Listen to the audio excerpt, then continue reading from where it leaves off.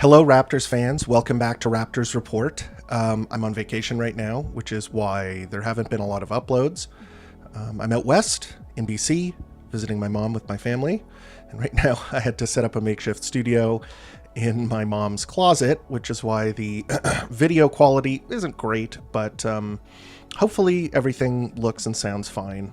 So I'm going to give you a rundown on the Raptors offseason so far. And we're going to be covering quite a few topics, and I don't want to belabor anything or make the video too long.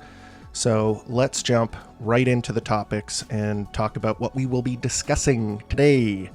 So the first off, we're going to be talking about the draft. The other is the Kings and Raptors trade, the Davion Mitchell, Sasha Vezenkov for Jalen McDaniels trade that occurred.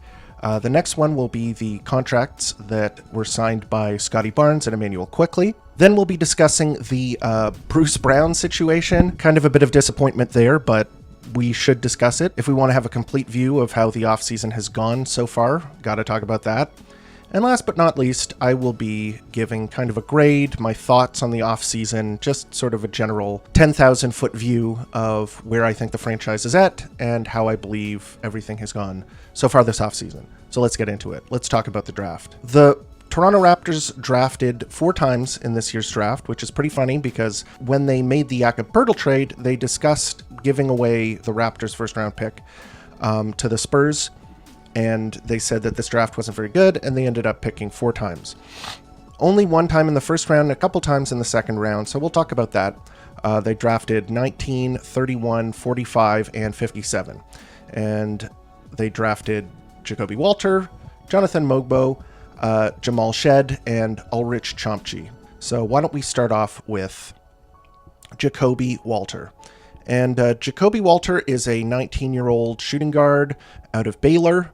And he was a freshman there. He was their leading scorer, which is pretty impressive for a freshman.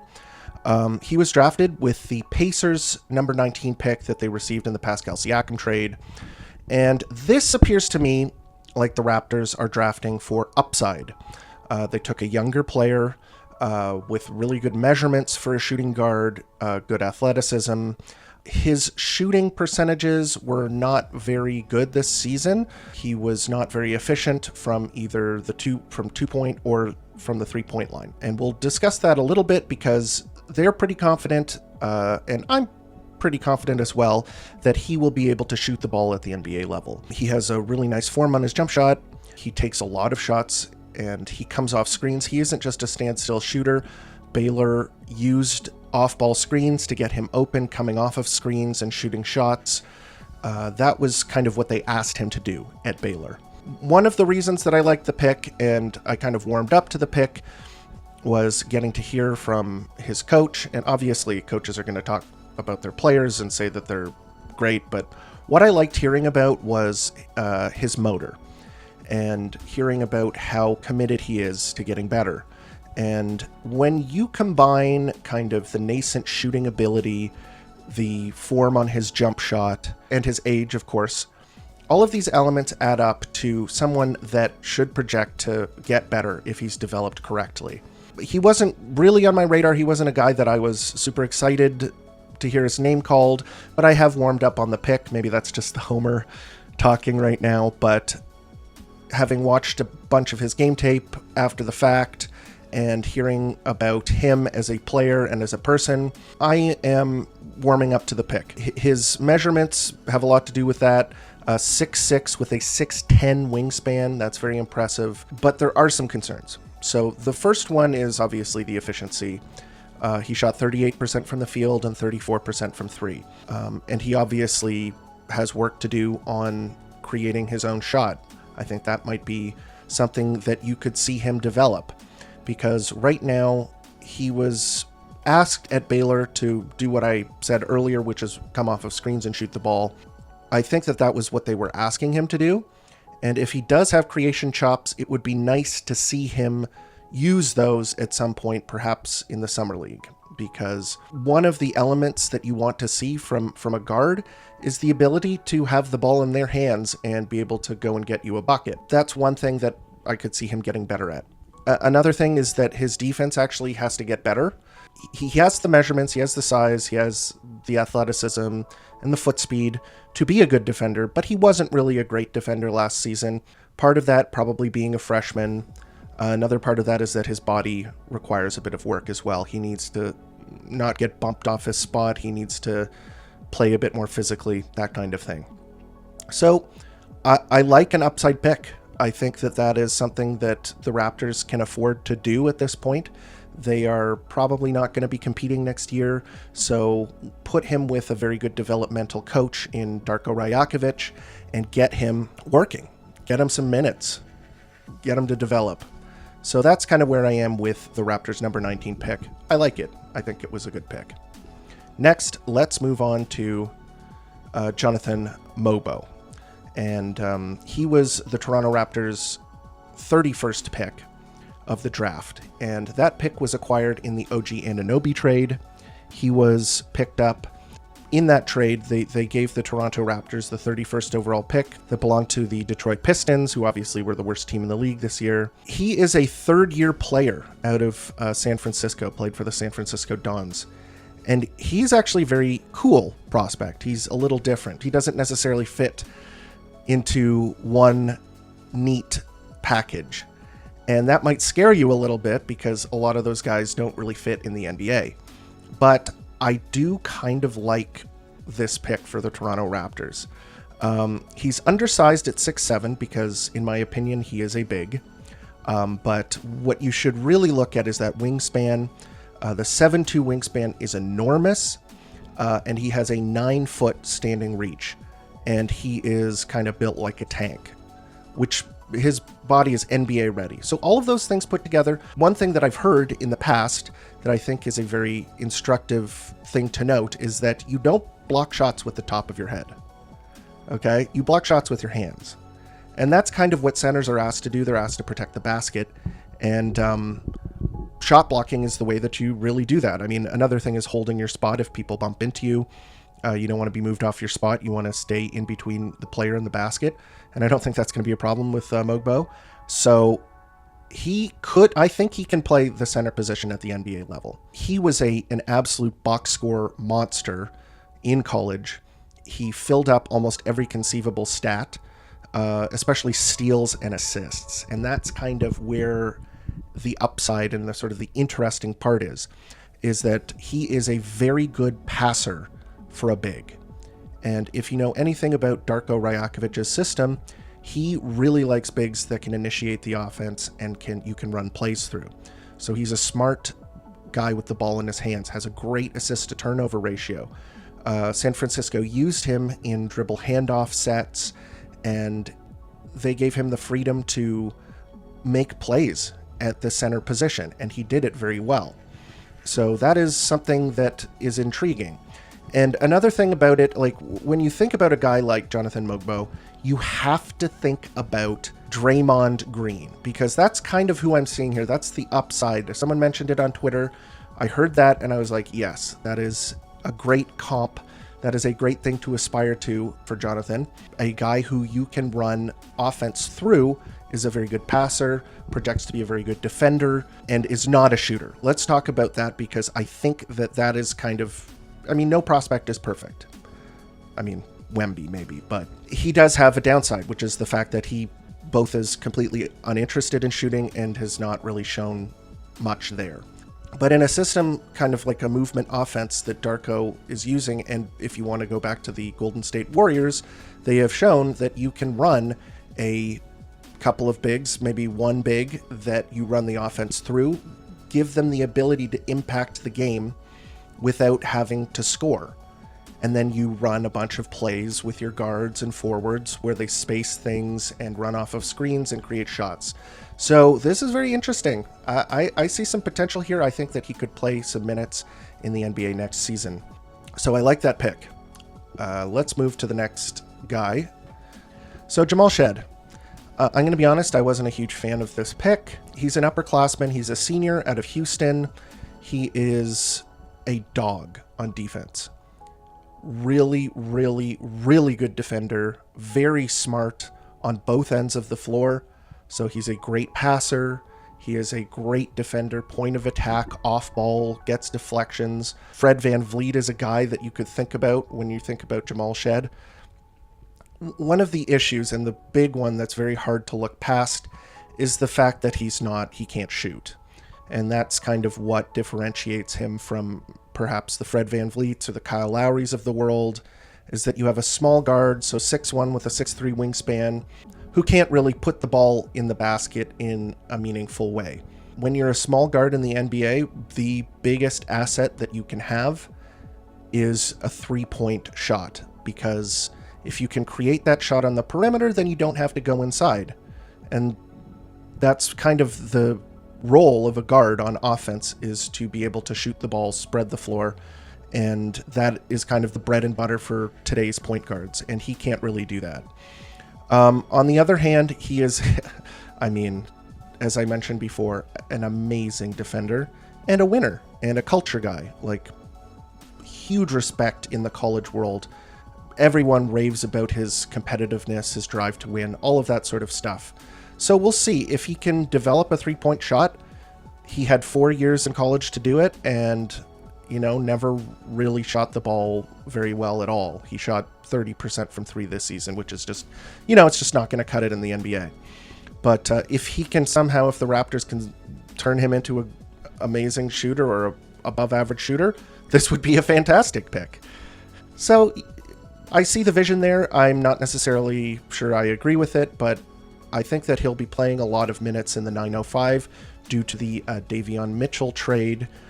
He has a sort of similar skill set to Davion Mitchell. Davion Mitchell's a little bit further ahead on the curve because he's been in the league for so many years. But I think that having him in the G League could help them there. And if he works on a shot, he could contribute at the NBA level. Let's move along. The next player that we're going to be discussing, one of the final picks of the draft, and also the youngest player in this year's draft, is Ulrich Chomche. And he's very raw. He is a project big man from Cameroon. He played in NBA Academy Africa. And so Masai has scouts out there, has lots of feelers, lots of connection to that area. And they picked him basically as a guy that they could put in the G League and develop. And I like that idea. He is very raw, but he's a very fluid athlete. From the highlights that I've seen, handle the ball a little bit, run up the court very quickly, get to the basket. He can finish at the basket. He even flashed a little bit of shooting, albeit in a small sample size, 38% from three, very small sample size of 3 games, but there's some potential there as well. This is a pure pick for the 905. They have their own farm system. They are going to get a young player with great measurements, good athleticism, very fluid athlete, good foot speed, and they're going to put him in the G League and try and develop him there, which, that's a good strategy, especially for the 57th pick. That said, I don't think you should expect anything kind of like Bruno Caboclo from a couple of years ago, where he was, famously 2 years away from being 2 years away. That's kind of where Ulrich is, and I think that he could, down the line, develop into something nice. So let's move on to my thoughts about the draft. So first off, I didn't mind the draft. I thought that they made some solid picks. I think Jacoby is a good upside swing. I have to mention that I thought Deron Holmes was still on the board when the Raptors picked, and he would have been my pick at that spot as a potential stretch forward, stretch big, but they decided to go with a higher upside player, a freshman, and I'm okay with that. They went upside with the first pick that they had, the 19th pick, and then for the 2 second-round picks, they went with older players. So Mogbo was a junior. He is a guy that's 22 years old, another 22-year-old in Jamal Shead, and then obviously they went very young for the last pick. I kind of also was a fan of Tyler Kolek at 31, but Mogbo is not only, best friends with Scotty Barnes, but I think a very solid pick, especially for what the Raptors want to do in Darko's system. And I think that Mogbo and Jacoby will play minutes at the NBA level next season. Unless major changes are made, I think those two should see some minutes off of the bench. The Raptors could use a backup big. Mogbo is a physical specimen. He has an NBA-ready body. I think he should be able to play off the bench right away. Jacoby, I think that they are going to invest time in him, give him some minutes, get him, maybe bounce him back up and down between the G League and the Toronto Raptors. That's kind of where I see it. I think both of them will get minutes. With Jamal Shead, as I mentioned earlier, Davion Mitchell, right now they made a trade for him, and they're very similar players, and they're both backup point guards. So there's not going to be a lot of minutes there unless Davion doesn't impress or there's some injuries and they need to bring him up, that kind of thing. And again, Chomche is a guy who is going to be stashed in the G League and developed there. I don't think you should expect anything from him in his first season with the Toronto Raptors or the 905. So that's kind of where I'm at with the draft. Let's move along. Let's talk about the Kings and Raptors trade, because that was kind of the other big news that happened around draft night.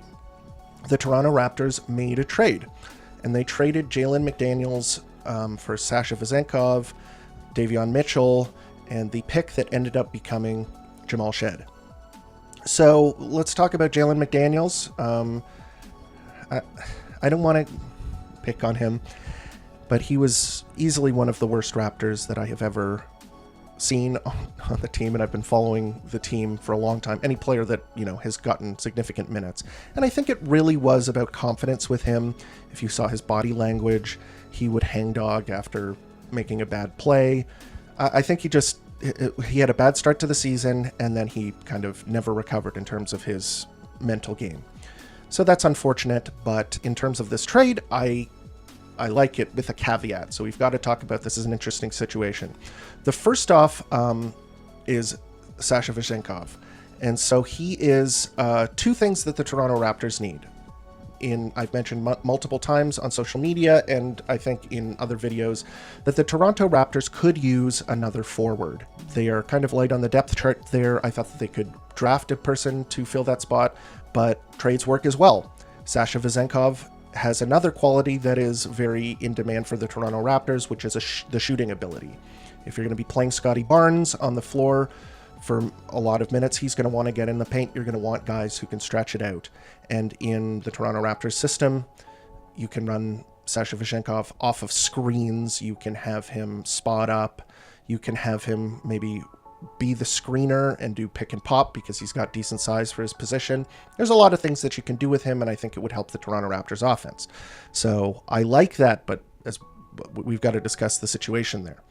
Next up, Davion Mitchell was the other player that was picked up in this trade. The Toronto Raptors have required a backup guard for a long time. They had Schroeder at that position last year, kind of because he was demoted to the bench after they picked up quickly. It happens. But they have needed a backup point guard for a couple of seasons now. And Davion Mitchell, I'm not exactly sure if he's, going to break out or anything like that, but I think he should be a capable backup guard. We'll see. We'll see how he does, because he's billed as a defensive guard, like Off Night, that's his nickname. Point of attack defense, that's his game. Unfortunately, the statistics indicate that he has not been as effective defensively as you would think with that reputation. And I think a lot of that has to do with size, and you don't want him guarding up positions. You kind of want him on guards. So we'll see how he does. Now let's get to the Sasha Vezenkov situation vis-a-vis Europe, because he wants to go back there. And there has been a ton of buzz and fake reporting or weird reporting about how Vezenkov has signed a contract with his former club, Olympiacos, where he won EuroLeague MVP a few seasons ago. Once things went south on the Kings, there are two reasons things went south on the Kings. The first off is injuries. He had an ankle injury, I believe.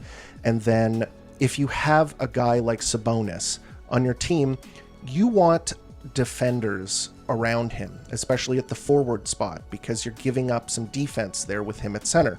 And that is not Sasha Vezenkov. He is an offensive player, not a very good defender. He's a floor spacer, which works on offense, but you can't really play those two together on the floor many minutes without just getting sort of blown out on the defensive end. So once that started happening, his minutes were hovering around like 12 a game, and that's, I think, before the injuries.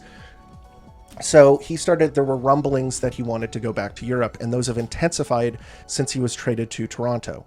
But Keith Smith of Spotrac has a really good article detailing what the situation is with Sasha Vezenkov and whether he can go back to Olympiacos. Hint, he cannot without the Raptors buying him out of his contract in some way, shape, or form.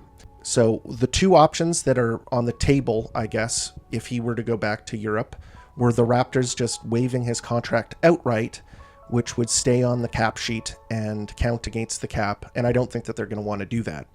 The other is that he agrees to a buyout, where he probably leaves the majority of the $6 million on his current contract on the table. And that's more likely than the other option. But then the final option is that the Raptors somehow convince him to come to the Raptors and play for them, which is what I'm hoping, because I think that it could be an interesting fit for the Toronto Raptors there.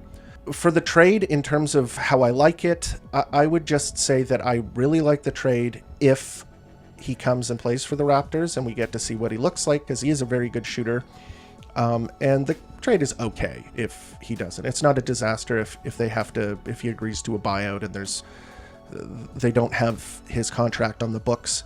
They gave up Jalen McDaniels and they got back Davion Mitchell and a second round pick. So it's fine if Sasha does not play for the Raptors next season. It's just not as good as it would have been if they got to see him in a Raptors uniform. Anyway, that's kind of where I'm at with that. Next up, let us discuss the Scotty and Quickley deals.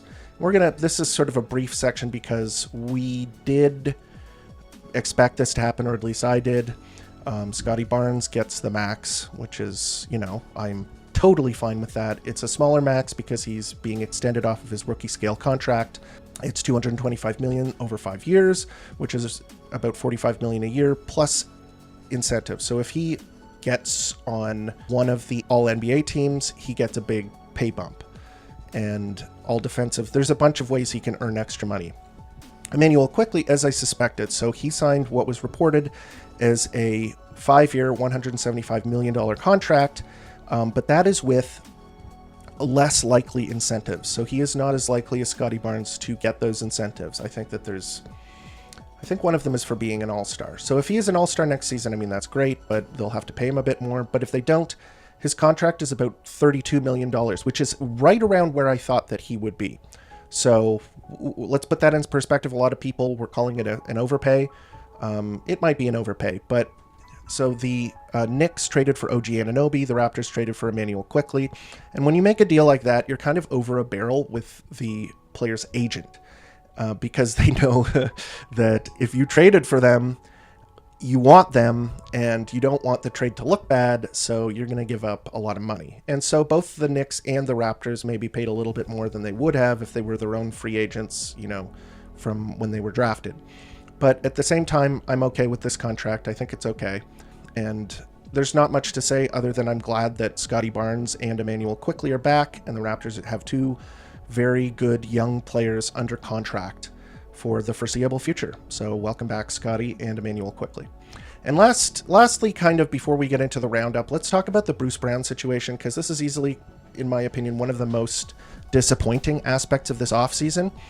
I did a trade likelihood tier list a few weeks ago where I put him right at the top where I thought that he would be traded. And all of the rumblings, all of the reporting were saying that, he was gone. He is not gone. He is on the Toronto Raptors as of this video. And the indications are that he might play for the Toronto Raptors next season. And when you look at it in the grander scheme of things, the Toronto Raptors traded Pascal Siakam for the 19th overall pick, a late first-round pick that they traded for Ochai Agbaji, and then they have Bruce Brown, who was the other element to that trade. And the idea was, I believe at the time, that he would be flipped for future assets. And that was kind of one of the ways that the Raptors could build for the future and rebuild after trading a guy like Pascal Siakam, who's worth, far more than you would assume based on the return. So you'd say, oh, okay, well, we only got 2 picks for Siakam and a future pick, but we got Bruce Brown, who we can flip to a contender who wants a very good championship caliber rotation player. But the market has not been there. And I think part of that is because the salary cap has been so restrictive. Under the last salary cap, maybe you could see Bruce Brown, even at his dollar salary, which is higher than probably what he's worth, teams in a contending position would be willing to take that on.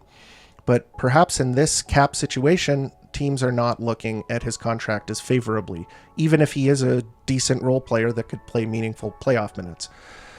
He did not play very well for the Toronto Raptors, and I think it was a skill mismatch. I think that there was a problem kind of identifying his role on the team, and he was either asked to do too much with the ball, or he just decided to do a lot with the ball because he was in a rebuilding situation. A lot of his minutes came after Scotty Barnes went down with injury. Jakob Poeltl went down. There were a ton of injuries, but he played a lot of minutes for the Toronto Raptors down the stretch when they were very bad. So he was handling the ball a lot, and it wasn't pretty. He's not a lead guard that can handle the ball, create shots for other people. That's just not his game. He's more of a role player. When it comes to coming back next season, he has actually hinted recently on social media that he will be a Raptor next season. He's posted pictures of himself in Raptors gear. He showed up to Scotty and Emmanuel Quickley's contract press conference.